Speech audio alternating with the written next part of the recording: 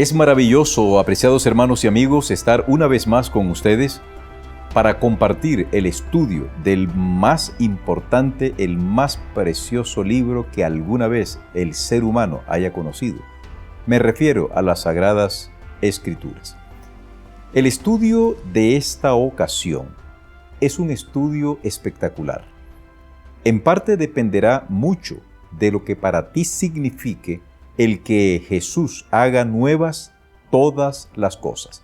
Precisamente, este es el tópico, este es el título general del estudio. Yo hago nuevas todas las cosas. Pero antes de iniciar con nuestro estudio, es importante que nos encomendemos al Altísimo, el autor, el consumador de nuestra fe, el revelador de las Sagradas Escrituras y el único que nos puede orientar correctamente para una sana comprensión de lo que Él espera que nosotros creamos. Acompáñenme a orar. Mi Dios y Padre, gracias por darnos la vida y la salud que hemos disfrutado durante todo este tiempo y particularmente, Señor, te agradezco porque me has hecho sentir extraordinariamente bien. Gracias por las oraciones de nuestros hermanos. Creemos que en ti estamos perfectamente bien y agradecemos el hecho que nos des la oportunidad de continuar adelante con este ministerio. Vamos a abrir tu palabra y te rogamos, Padre, que nos des la orientación de tu Espíritu para poder ser instruidos por este maravilloso Maestro, el Maestro de los Maestros. Gracias por escucharnos en Jesús. Amén. Y el que estaba sentado en el trono dijo: He aquí, yo hago nuevas todas las cosas. Y me dijo: Escribe, porque estas palabras son fieles y verdaderas. De acuerdo a las Sagradas Escrituras, esta es la promesa más maravillosa que nosotros tenemos. El hecho de que vivamos en este tiempo, en un mundo tan difícil, tan cruel, donde se perciben tantos horrores, donde hay asesinatos a mansalva, crímenes espantosos, enfermedades realmente tétricas, horribles. No hay esperanza si nosotros nos ponemos a buscarla aquí en este mundo. Pero cuando leemos el texto bíblico, nos encontramos que la Biblia sí presenta una esperanza.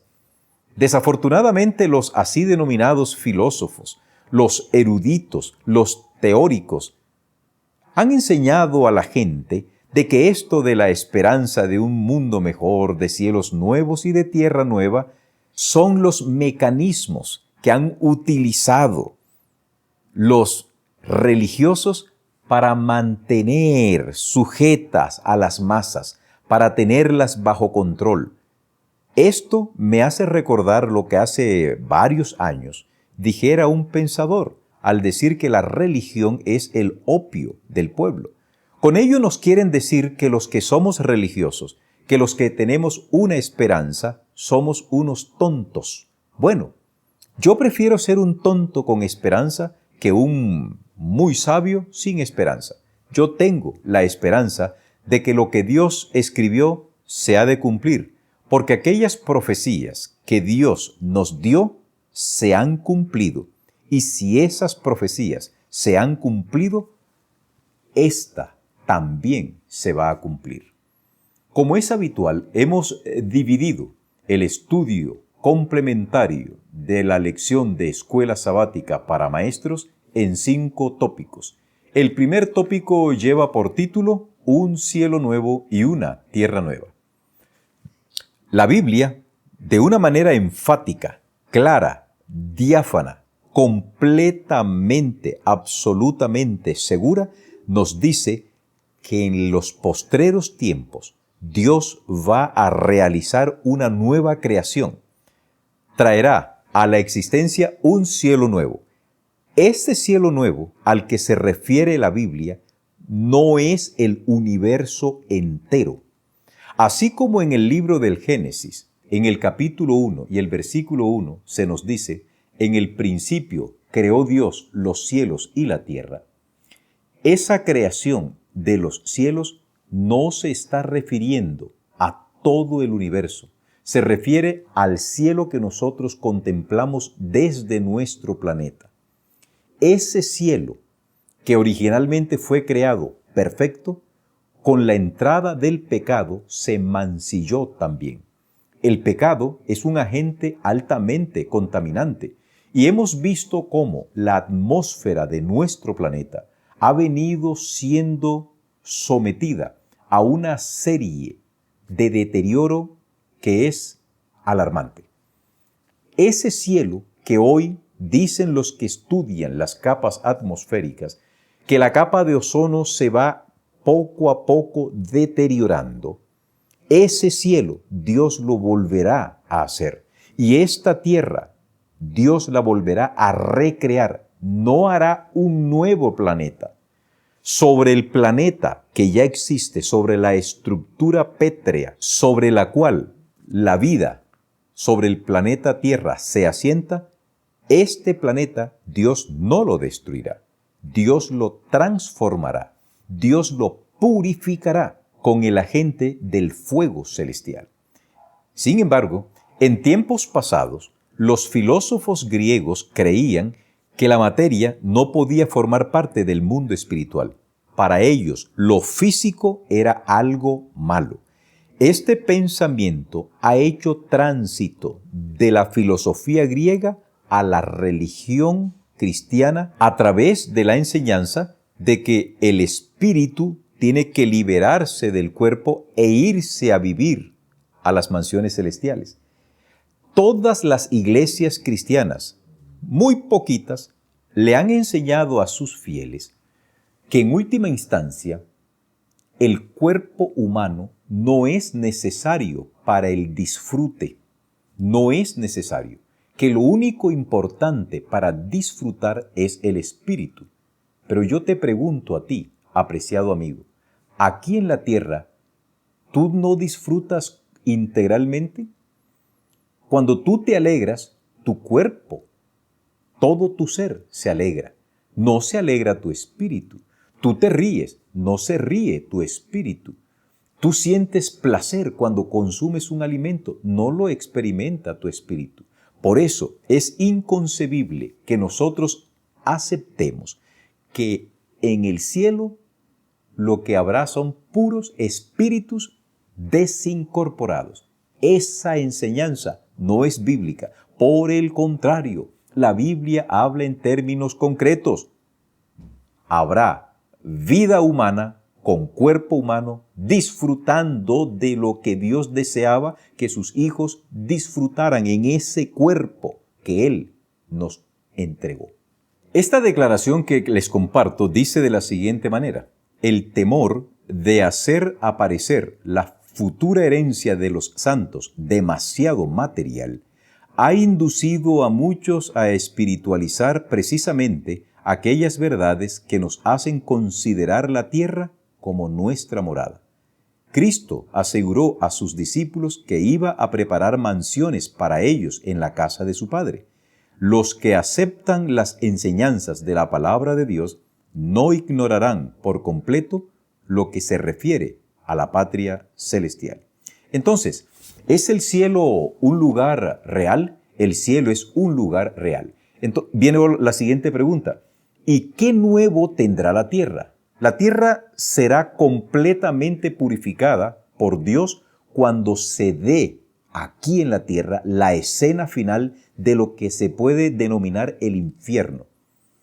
Cuando la tierra sea envuelta en llamas que consumirán a Satanás y sus huestes y a sus seguidores humanos, consumirá todo tipo de mal, todo tipo de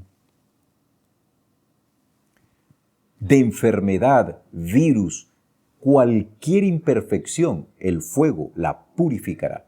Y una vez que el fuego haya cumplido su labor purificadora, es decir, consumiendo todo lo que se tenga que consumir, sobre esta superficie Dios hará una tierra nueva. Sin esta esperanza, realmente nuestra vida aquí no tendría sentido. Y razón tienen los filósofos, razón tienen aquellos que dicen que hay una falta de sentido de la existencia humana. Por eso los existencialistas, estas personas que tratan de mirar la vida humana simple y llanamente como un acto mero de existencia, dicen el ser humano no tiene esperanza. Tienen toda la razón en ese sentido, pero están equivocados porque están olvidándose precisamente del autor de la esperanza, que es Dios. ¿Crees tú que sin esa esperanza motivadora que Dios nos da, tendría sentido la existencia humana sobre esta tierra? Simplemente llegar, crecer, comer, casarse, reproducirse y morirse y ya. ¿Eso es sentido de vida? No, eso no tendría sentido de vida. Pero alabemos el nombre de Dios. Nosotros sí creemos que la Biblia tiene la razón y la esperanza de un cielo nuevo y de una tierra nueva es una gran realidad para nosotros. Mientras nosotros estamos viviendo en esta tierra, el pecado nos impone limitaciones. ¿Cuáles son las limitaciones que nos impone el pecado? Veamos las siguientes. En primer lugar, la muerte. El pecado limita nuestra existencia. En segundo lugar, la enfermedad.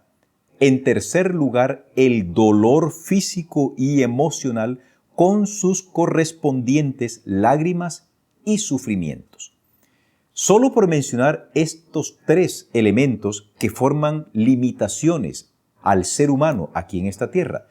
Por eso se hace necesaria la intervención de Dios, porque el hombre no puede detener la marejada de mal. El hombre no puede detener el deterioro ambiental, el deterioro social, el deterioro moral. No lo puede hacer. El hombre, por el contrario, va de mal en peor y nosotros lo vemos todos los días. La descomposición del tejido social es impresionante. Nuestros ojos ven cosas tan aberrantes que no hay forma de uno decir o esto es obra de Satanás directo o el hombre se volvió loco. Creemos que son las dos cosas juntas. Cuando el hombre se aleja de Dios, queda a merced del enemigo. Queda sin esperanza. Por eso, qué bueno es, mi hermano, creer en que Dios hará un cielo nuevo y una tierra nueva. A propósito, si aún no te has suscrito a nuestro canal, es el momento para que lo hagas. Compártelo con otras personas. Anima a otros para que estudien la palabra de Dios. El segundo tópico de este estudio es en el templo de Dios. Hay algunas personas que creen que la Nueva Jerusalén es el equivalente al santuario celestial o a la morada de Dios. Permíteme esclarecerte este punto. Si tú eres de los que afirmas que Apocalipsis capítulo 21, versículo 3, se refiere a que el tabernáculo de Dios es la Nueva Jerusalén, quiero compartirte lo siguiente. Por favor, medita, piensa, razona, de causa a efecto. ¿Listo? Ahí vamos.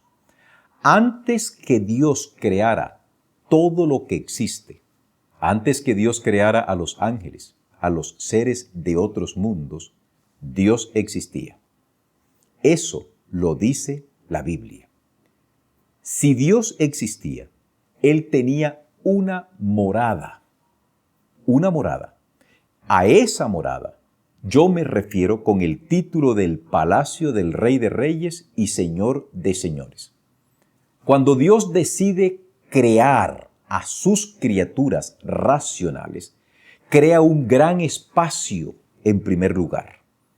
Ese espacio que es creado por Dios no forma parte del espacio donde Dios se mueve y que ese espacio lo vamos a llamar el espacio increado, porque coexiste desde la eternidad con Dios y no porque Dios haya creado su propio espacio. Sé que me meto en algunos momentos en un aspecto filosófico, pero te estoy animando para que me sigas escuchando. En ese gran espacio que nosotros hoy llamamos universo, Dios comienza a crear ambientes. Estos ambientes recibirán el nombre de el cielo, por una parte, y los mundos habitados, por otra parte. Y en tercer lugar, el planeta Tierra que forma parte del universo. En cada uno de estos ambientes que yo he separado de manera intencionada, en el cielo Dios introdujo a los ángeles. En los mundos que Él decidió que fueran habitados, introdujo seres racionales y hermosos. Y aquí en la tierra introdujo al hombre como una especie completamente diferente. Cuando Dios crea a todas sus criaturas, ya existía un palacio, ya existía un templo donde moraba Dios. A veces nosotros incurrimos en el siguiente error. Este error es típico de nosotros los seres humanos. Si yo les pregunto a ustedes, ¿dónde viven? Creo que van a responder lo mismo que me responden los alumnos. Cuando yo les pregunto, muchachos, ¿dónde vives tú? Le pregunto a uno, ¿dónde vives tú? Entonces me dice, pastor, yo vivo en la calle tal y me dan la dirección. Le pregunto a otro, ¿y tú dónde vives? Yo vivo en Las Mercedes, por utilizar el nombre del barrio, de la comuna o de la colonia, qué sé yo, como vosotros le llaméis. Otros dicen, no, yo vivo en la casa de fulano de tal. Y entonces yo les digo, pues están equivocados, porque ustedes lo que me están diciendo es, ¿dónde moran? ¿Dónde moran? Yo no les estoy diciendo dónde moran, no les estoy preguntando, les estoy preguntando dónde viven. Y les respondo, ¿tú vives aquí? ¿Dónde estás? Donde quiera nosotros nos desplacemos, estamos viviendo porque estamos disfrutando la experiencia, estamos manifestando la vitalidad.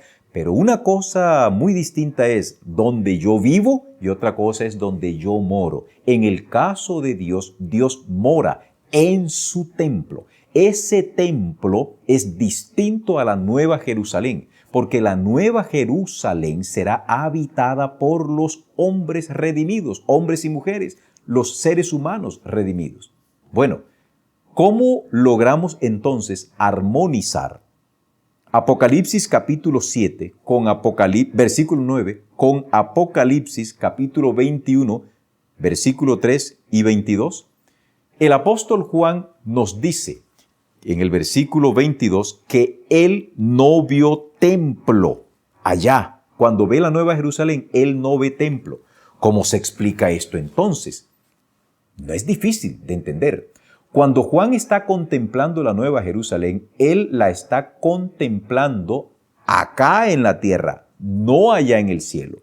Cuando él hace la descripción de la Nueva Jerusalén, la está haciendo acá en la tierra, cuando ya está descendiendo y dice, yo no vi en ella templo. ¿Por qué? Porque de acuerdo a la revelación que nos da Dios a través de los escritos de Elena de White, ella menciona que el templo de Dios está fuera de la Nueva Jerusalén. Está fuera. Allá a ese templo subiremos todos los redimidos para adorar a Dios. No sabemos las dimensiones de ese templo. Les pido el favor que tampoco empiecen ustedes a especular porque no nos ha sido revelado. Pero lo que sí sabemos es que la morada de Dios permanecerá para siempre y no podemos enseñar de que el santuario o templo es igual a la Nueva Jerusalén. En consecuencia, no debemos pensar que el santuario o templo de Dios en el cielo es igual a la Nueva Jerusalén. No, no es igual. La Nueva Jerusalén es una ciudad real. Vamos a colocar el orden de estas cosas. En primer lugar, la morada eterna de la deidad, donde vivía solo la deidad antes de crear los seres racionales. En segundo lugar, Dios crea los ambientes. Ya expliqué el cielo para los ángeles, los mundos habitados para los seres de otros mundos y la tierra para nosotros. Y la Jerusalén, la Nueva Jerusalén, es una ciudad que guarda equivalencia con la Jerusalén literal. ¿Cuál es el énfasis del autor del Apocalipsis cuando se refiere a la Nueva Jerusalén? Simplemente decirnos que así como existe hoy una ciudad literal, real, que se llama Jerusalén, capital del Estado actual de Israel, en el cielo existe una ciudad real, pero no literal, Porque esa ciudad no se puede comparar con ninguna ciudad que exista en esta tierra. Esa ciudad que existe en el cielo es la morada actual de los ángeles y será nuestra morada también cuando ascendamos con Cristo durante estos 1000 años. Entonces, ¿hay templo de Dios en la Nueva Jerusalén? Dentro de la Nueva Jerusalén, aquí en la tierra, no estará el templo, estará fuera. Remítanse, por favor, los adventistas del séptimo día.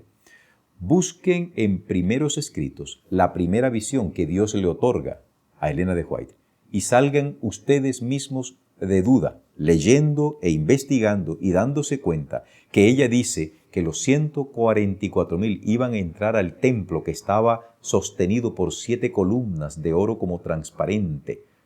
Y la voz melodiosa de Jesús les dijo, a este templo solo pueden entrar los 144,000. Hago mención, corrijo, no se refiere a los 144,000, se refiere a todos los que salvos querían entrar. Y Jesús les dice, solo los 144,000 entrarán en este templo. Y ella menciona que cuando salimos de la ciudad nos dirigimos al templo. Por esa razón, Juan no ve el templo en la Nueva Jerusalén, porque el templo está fuera de la Nueva Jerusalén. El tercer tópico lleva por título En la presencia de Dios. El apóstol Pablo en 1 de Timoteo capítulo 6 y el versículo 16 nos dice que Dios es el único que habita, que mora en luz inaccesible. Y Juan, el apóstol Juan, en el capítulo 1, el versículo 18, y en 1 de Juan 4, versículo 12, nos dice que a Dios nadie le vio jamás. ¿Significa esto entonces que los santos redimidos nunca verán a Dios? La respuesta es no. Por supuesto que sí veremos a Dios. Pero entonces, ¿por qué el apóstol Juan escribe que a Dios nadie le ha visto? ¿Se está refiriendo a Jesús o se está refiriendo al Padre? La evidencia escriturística nos dice que se está refiriendo al Padre. Porque en el mismo Evangelio, cuando Jesús dice a Dios nadie le ha visto, y luego dice, tanto tiempo hace que estoy con vosotros y no me has conocido, le dice Jesús a Felipe, el que me ha visto a mí, ha visto al Padre. Por supuesto que no es la visión en el sentido de que el cuerpo de Jesús y el cuerpo de Dios son lo mismo. No. Jesús se está refiriendo a que el carácter que Él demostró aquí en la tierra es el mismo carácter del Padre. Pero sí tiene razón Jesús cuando dice que al Padre nadie le ha visto. Porque si Él es el mismo Padre, está mintiendo. Pero Él no es el mismo Padre. Es Dios, pero no es el Padre.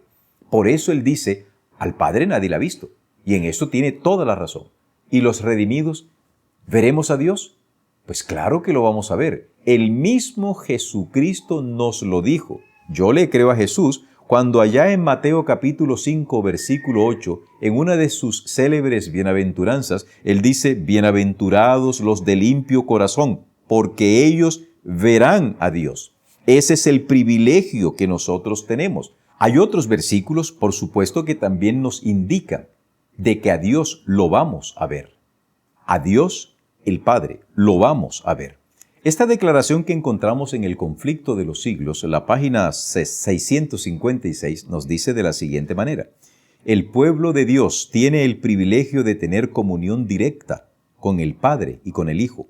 Ahora vemos en un espejo, confusamente, dice Pablo, escribiéndole a los Corintios en 1 de Corintios 13:12. Contemplamos la imagen de Dios reflejada como en un espejo en las obras de la naturaleza y sus tratos con los hombres. Pero entonces lo veremos cara a cara, sin velo que nos lo oculte. Estaremos en su presencia y contemplaremos la gloria de su rostro. Ahora bien, si esto lo está diciendo la Biblia, que nosotros veremos a Dios, no lo vamos a ver en espíritu, lo vamos a ver como nosotros somos. Dios no creó espíritus. Dios creó un ser viviente que en la Biblia recibe el nombre de alma. Pero desafortunadamente el enemigo ha hecho creerle al hombre que el alma es algo distinto a la integralidad del ser humano. Usted que me escucha, usted que me ve, piense, Dios no creó espíritus.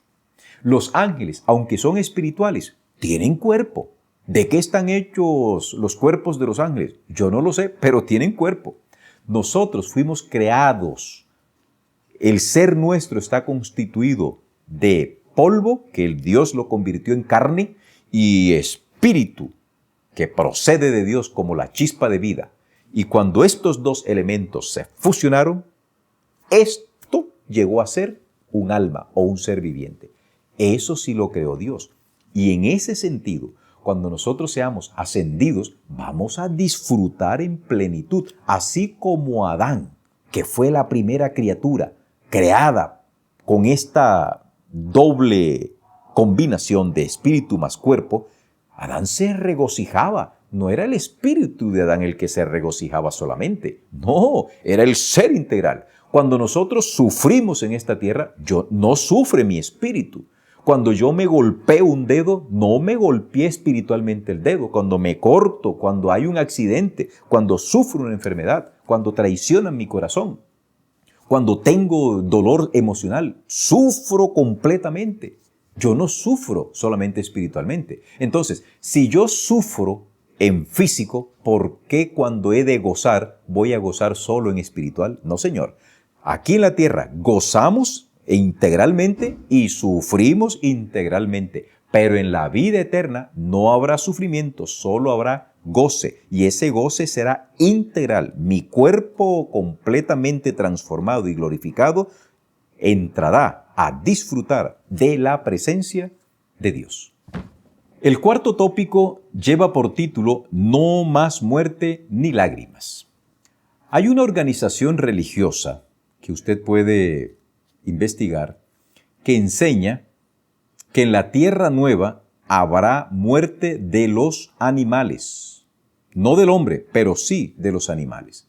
Si esto es así, de que ellos enseñan que habrá muerte después que Cristo vuelva, entonces la Biblia y Dios mintieron.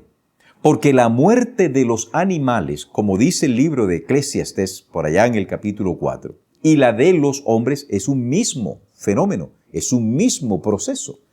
Cuando Dios creó al hombre, lo creó para vivir eternamente, pero en relación con Él. El hombre no puede vivir eternamente sin el concurso de Dios, porque en el ser humano no existe ningún ente que sea inmortal. No, si el hombre cree esto, es porque ya creyó a la mentira de la serpiente allá en el Edén cuando dijo, con que Dios les ha dicho, no comáis de todo árbol, no morirás, porque sabe Dios que cuando ustedes coman serán como Él. Y cuando una persona te dice a ti que no vas a morir, que tu espíritu no muere, sino que es inmortal, o que el alma es inmortal, ¿a quién estás tratando de asemejarte? A Dios, porque es el único inmortal. Esa es la enseñanza de Satanás. Desde el Edén quiso decirle al hombre que él es inmortal, que en él hay algo inmortal, y mucha gente lo está creyendo. No hay nada de eso. La muerte es una gran realidad para el ser humano, es una gran realidad, pero en Cristo Jesús hay esperanza de resurrección. Por eso la teoría de un alma inmortal que sufre eternamente en un infierno, siempre en llamas, contradice la enseñanza bíblica de que en el cielo nuevo y la tierra nueva no habrá muerte, no habrá llanto, no habrá sufrimiento. Porque si fuera cierta la teoría de un infierno eterno y ardiente, entonces la segunda muerte no erradicaría el pecado ni a los pecadores, sino que los confinaría en un infierno eterno de dolor y llanto. Es más, y estoy leyendo textualmente lo que el autor de esta lección en este tópico está diciendo. Es más, en este caso, el universo nunca se restauraría completamente a su perfección original. Por supuesto, Si esta enseñanza fuese cierta, el pecado nunca sería eliminado, porque si hay pecadores que se están quemando eternamente en el infierno, ahí hay pecado. ¿Cómo puede una persona cristiana creer que esto es bíblico? Pretender de que Dios dice, eliminaré el pecado, pero no es mentira, no es verdad. El pecado no lo voy a eliminar. Yo voy a dejar que esta gente siga quemándose por la eternidad sin fin. A mí me regocija eso. No, hermanos. Para eso quiero invitarte para que mires el video que se llama Gracias, Dios, por el tormento eterno. Míralo. Aquí te dejo esta pestañita para que lo puedas observar una vez más. ¿Se acabará la muerte? La muerte nunca más existirá. Alabado sea Dios. ¿Existía el pecado antes de la creación? Respóndeme. ¿Existía el pecado antes de la creación? No existía el pecado. Segunda pregunta. ¿Existía el pecado antes de la rebelión de Satanás? No existía. Tercera pregunta. ¿Existía el pecado en la tierra antes de la caída de Adán? La respuesta es no. Entonces, ¿por qué y para qué debe seguir existiendo el pecado o alguna de sus consecuencias o incluso algunos de los seres pecaminosos? ¿Por qué debe existir el pecado por la eternidad si no existía desde la eternidad? Ese es un razonamiento simple, lógico. Dios no creó el pecado. El pecado surgió como un misterio. Ese pecado Dios lo eliminará y lo eliminará para siempre. Sus consecuencias, los seres pecaminosos y los instigadores del pecado que son Satanás y sus aliados ángeles. Ellos serán completamente eliminados porque de otra forma el pecado continuaría. No tendría ningún sentido el sacrificio de Jesús. No tendría sentido el hecho de que Dios haya dicho la violación de mi ley es muerte. No tendría ningún sentido. Mucho cuidado, queridos cristianos, con estar creyendo lo que la Biblia no está diciendo. Aquí vuelvo y reitero lo que dije hace unos instantes. El ser humano ha sufrido y usted y yo sufrimos y gozamos en este cuerpo. Nosotros sufrimos en el cuerpo integral ahora. Gozamos en el cuerpo integral ahora. ¿Por qué en la vida eterna solo lo disfrutará el espíritu? ¿Por qué en la vida eterna solo lo disfrutará el espíritu? ¿Por qué? Si Dios nos creó un cuerpo integral, un ser integral somos nosotros. Oh queridos, ciertamente podemos confiar en que en el juicio final de Dios, Dios tratará a todos los seres humanos con justicia y con amor. Aquellos seres queridos que murieron, incluyéndonos nosotros como posibles candidatos a ser muertos también o a morir, esos seres que murieron en Cristo resucitarán de entre los muertos para estar con nosotros que habremos sido transformados. Y aquellos seres humanos que decidieron no aceptar el plan de la salvación, Dios los eliminará completamente porque para ellos sería muy desagradable vivir en un mundo perfecto, mundo al que ellos conscientemente y en vida rechazaron. Por eso, cuando se hable de la muerte, la Biblia es clara. Cuando Cristo vuelva por segunda vez, la muerte nunca más existirá. Ni habrá personas que se estén quemando por la eternidad sin fin. No habrá lágrimas, no habrá absolutamente nada. Pudiésemos decir, pensando en esto, que hay algunos cristianos, incluso me han llegado a decir, que si en la vida eterna algunas madres llorarán por la pérdida de sus hijos, al ver de que sus hijos no están. ¿Sabes? Soy del sentir, y no tienes que estar de acuerdo con este servidor, que cuando Dios dice, yo hago nuevas todas las cosas, y de las cosas pasadas no habrá memoria, creo lo siguiente: Dios eliminará los sentimientos que antes teníamos para una persona que se rebeló contra Dios. No podemos confundir y no vamos a entrar a analizar ¿cuál será el amor supremo que tendremos? ¿O cuáles serán los afectos supremos que tendremos? El afecto supremo será hacia Dios. Y cuando nosotros que tengamos la oportunidad de analizar por qué un ser querido se perdió, tú tendrás que decir, Señor, tienes toda la razón. Él se granjeó su propia decisión. Y en ese momento, la victoria que Cristo obtuvo en ti no se va a aplicar sentimentalmente para este hombre o esta mujer que en vida decidió no seguir los pasos del Señor. Por eso, mucho cuidado, una vez más. Cuando nosotros seamos redimidos y transformados, todos nuestros sentimientos y todas nuestras emociones también serán transformadas. No significa esto que habrá una amnesia colectiva, que habrá una tabula rasa, un borrón y cuenta nueva y que nosotros no nos acordaremos de nada. No, nuestros recuerdos estarán, pero los sentimientos y las emociones que esos recuerdos nos generaban en vida terrenal y pecaminosa desaparecerán, porque diremos, realmente Dios tenía toda la razón y dio todas las oportunidades para que estas personas que se perdieron hubiesen estado gozando lo que nosotros hoy también estamos gozando. El quinto y último tópico se titula Su nombre en sus frentes. ¿Qué significa eso del nombre en sus frentes? Sin duda, esto nos recuerda dos procesos. El primer proceso es el sello de Dios y el segundo proceso es la marca de la bestia.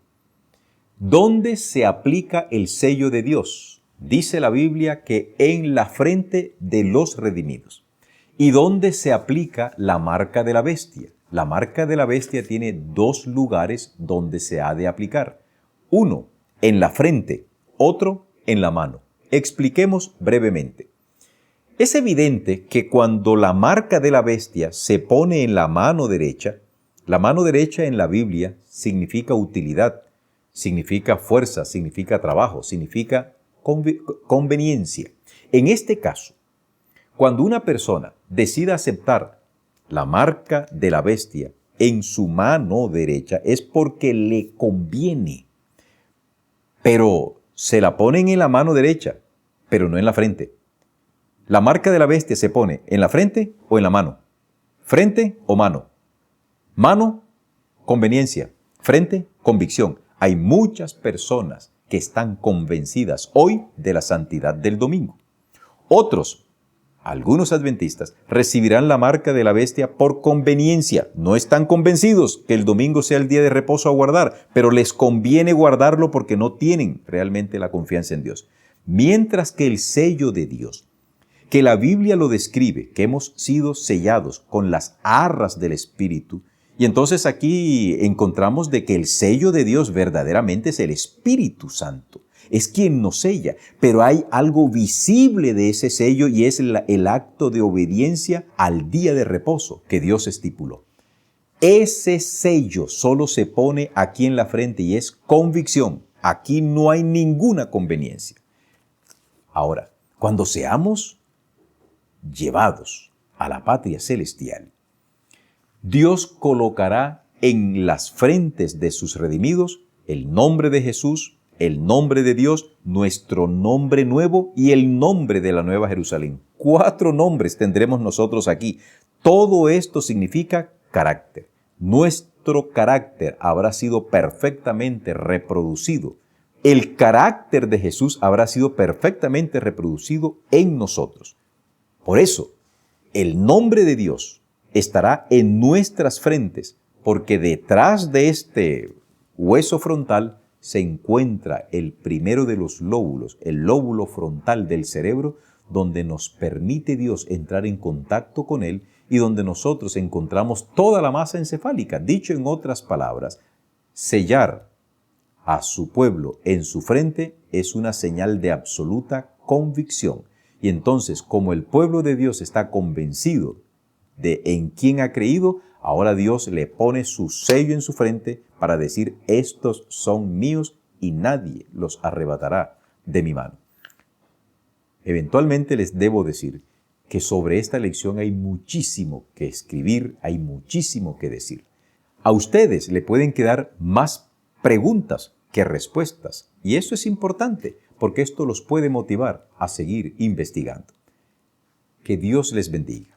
Que este estudio motive a quien lo oiga, a quien lo vea, a buscar por su propia cuenta la verdad, para que usted evalúe si lo que yo estoy diciendo es verdad o es mentira. No me creas. Vaya al texto bíblico y realmente indague. Pero lo que sí les puedo decir es que lo que estamos diciendo está en perfecta armonía con el texto bíblico, porque ya tenemos muchos años de estar investigando esto y aunque no poseo la verdad, sí sé que hay textos demasiado claros en la Biblia o en el espíritu de profecía que nos dicen que estamos en terreno correcto.